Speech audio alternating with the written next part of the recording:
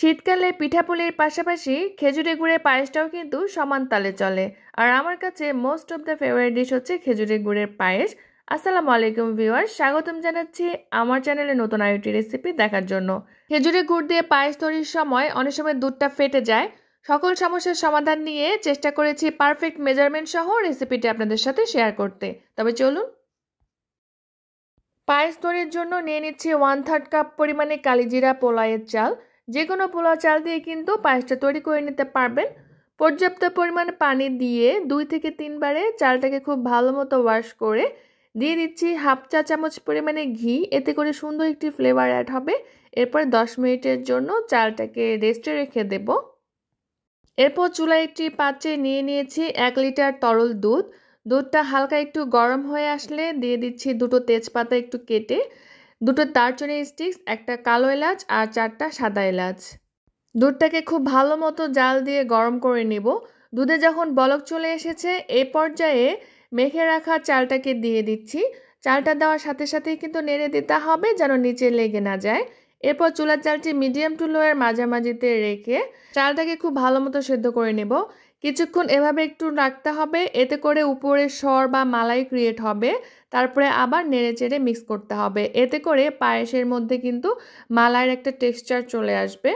চালটা যখন অনেকটা সেদ্ধ হয়ে আসবে এ পর্যায়ে দিয়ে দিচ্ছি 1/4 কাপ পরিমাণে গুঁড়ো দুধ। এতে করে দুধটা অনেকটা ঘন হয়ে যাবে, সেই সাথে পায়েসের টেস্টটাও কিন্তু বেড়ে যাবে। গুঁড়ো দুধটা দেওয়ার সাথে সাথে খুব ভালো মতো নেড়ে চেড়ে দিতে হবে যেন লাম্পসের ক্রিয়েট না হয়। চালটা যখন খুব ভালো মতো সেদ্ধ হয়ে যাবে এরপর একটি হ্যান্ড উইস্কের সাহায্যে খুব ভালো মতো একটু ঘেটে দিচ্ছি। এতে করে চালগুলো আধা ভাঙা হয়ে যাবে, মানে ভাতটা একটু ভেঙে ভেঙে যাবে। এতে করে কিন্তু পায়েসের টেক্সচারটা ভালো আসে। চুলার জালটি মিডিয়াম টু লোয়ের মাঝামাঝিতে রেখে আরও কিছুক্ষণ জাল করব। দুধটা যখন অনেকটা টেনে আসবে বা চালটা যখন পুরোপুরি সেদ্ধ হয়ে যাবে এ পর্যায়ে চুলার জালটি অফ করে দিতে হবে। আর আমি যে গরম মশলাগুলো দিয়েছিলাম সেটা কিন্তু আমি তুলে নিব, কারণ গরম মশলার যে ফ্লেভারগুলো আছে সেটা কিন্তু এরই মধ্যে অ্যাড হয়ে গিয়েছে। চুলার জালটি অফ করে মিশ্রণটাকে 2-1 মিনিটের জন্য একটু ঠান্ডা করে তারপরে আমি গ্রেট করা খেজুরের গুড় দিয়ে দিব। এতে করে কি হবে, দুধটা ফেটে যাবে না। ফুটন্ত গরম দুধে যদি খেজুরের গুড় দেওয়া হয় অনেক সময় কিন্তু দুধটা ফেটে যায়। তাই কিছুটা ঠান্ডা করে গুড়টাকে চেষ্টা করবেন অ্যাড করতে, এতে করে দুধটা ফেটে যাবে না। আমি এখানে 2/3 কাপ পরিমাণে খেজুরের গুড় দিয়েছি। আপনারা নিজেদের প্রেফারেন্স অনুযায়ী কম বেশি করে নিতে পারেন। এরপরে জাল দিয়ে দিচ্ছি আর গুড়টা কিন্তু মিক্স হয়ে গিয়েছে। দুধটা যখন অনেকটা টেনে আসবে এ পর্যায়ে আমি কিছু ড্রাই ফ্রুটস দিচ্ছি, কিশমিশ, কাজু বাদাম আর পেস্তা বাদাম দিয়ে আরও কিছুটা সময় একটু নেড়ে চেড়ে নিব।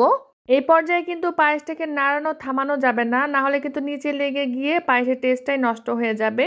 উপর থেকে ধরলে যদি খুব স্মুথভাবে ড্রপগুলো পড়ে তাহলে আরও কিছুটা সময় জাল দিতে হবে। আর যদি দেখেন যে উপর থেকে ধরলে ফোটা ফোটা হয়ে ড্রপগুলো পড়ছে, তার মানে বুঝতে হবে যে কনসিস্টেন্সিটা একদম পারফেক্ট আছে, কারণ ঠান্ডা হয়ে গেলে কিন্তু এটা আরও কিছুটা ঘন হয়ে যাবে। আর এর বেশি সময় জাল করলে কিন্তু বেশি শক্ত হয়ে যাবে। তাই এমন একটা কনসিস্টেন্সি থাকা অবস্থাতে পায়েসটাকে নামিয়ে নিতে হবে। আর পায়েসটাকে খুব ভালো মতো নেড়েচেড়ে ঠান্ডা করে অপর একটি ডিশে সার্ভ করে নেবেন।